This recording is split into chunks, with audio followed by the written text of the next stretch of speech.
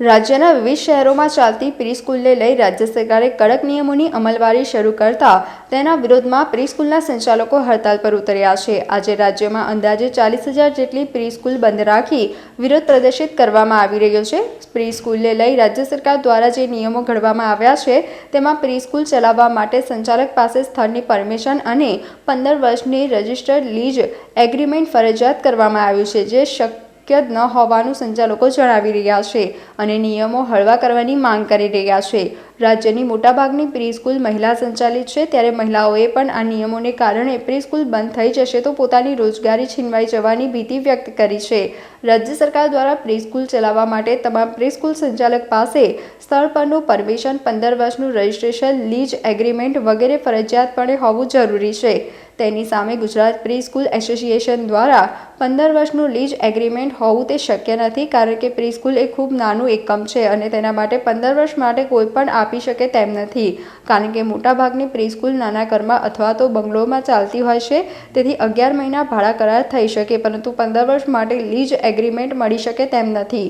જે સંદર્ભે આજરોજ વડોદરા ખાતેની જિલ્લા શિક્ષણ અધિકારીની કચેરીએ પ્રી-સ્કૂલના સંચાલકો પહોંચ્યા હતા અને પોતાની લાગણી વ્યક્ત કરવા ડીઈઓને આવેદન આપી મુખ્યમંત્રી અને શિક્ષણ મંત્રી સુધી પોતાની વેદના વ્યક્ત કરી પોતાની માંગણી રજૂ કરી હતી। આજે રાજ્યમાં અંદાજે 40,000 જેટલી પ્રી-સ્કૂલ બંધ રાખી વિરોધ પ્રદર્શન કરવામાં આવ્યો હતો। होम अवे फ्रॉम होम, सो इसीलिए हम लोग स्कूल एक रेसिडेंशियल एरिया में चलाते हैं जहाँ पे बच्चे इजीली अपने घर से दूसरे घर आ सके। सो जो अभी नया रूल आ रहा है BU इन एजुकेशन, वो हमारे एरिया में पॉसिबल नहीं है, कोई भी एरिया में गुजरात के पॉसिबल नहीं है।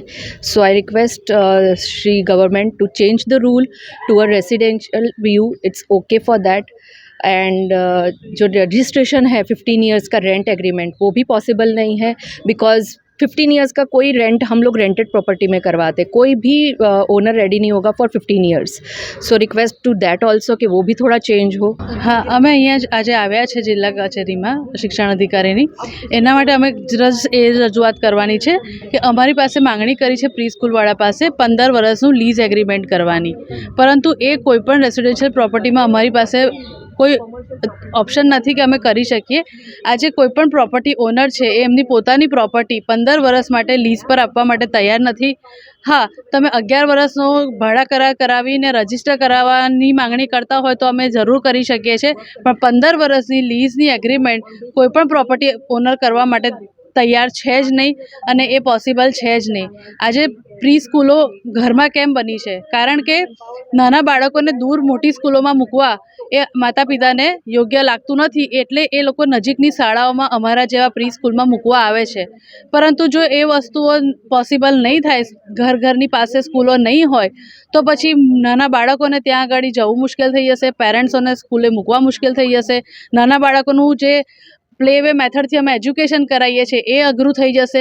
બીજી વસ્તુ કે અમારા જેવી ઘણી બધી પ્રી સ્કૂલો છે આખા ગુજરાતની, જેમાં બહુ બધી આયામાસી કામ કરતા હોય છે, ટીચર્સ કામ કરતા હોય છે, જ્યાં તમે વુમન એમ્પાવરમેન્ટની વાત કરતા હોવ છે, તો જો આ પ્રી સ્કૂલો બંધ થશે ને તો બધા જ વુમન એમ્પાવરમેન્ટ બંધ થઈ જશે। ઘણી બધી લેડીઝના ઘર પ્રી સ્કૂલની ઇન્કમથી ચાલતા હોય છે, ઘણી બધી લેડીઝ પોતાના ઘરને સપોર્ટ કરતી હોય છે, તો આ બધી વસ્તુઓમાં બહુ તકલીફ થઈ જશે બધાને। એટલે ગુજરાત સરકારને અમને જસ્ટ એટલી જ વિનંતી છે કે 15 વર્ષનું જે લીઝ એગ્રીમેન્ટ કરવા અમને કીધું છે એના બદલે 11 મહિનાનું ભાડા કરાર કરીને અમારી પ્રી સ્કૂલો ચલાવવા માટે અમને પરવાનગી આપો, એટલું જ કહેવું હતું। Thank you. My self Megha Ichhaporia, infinity pre school, Baroda.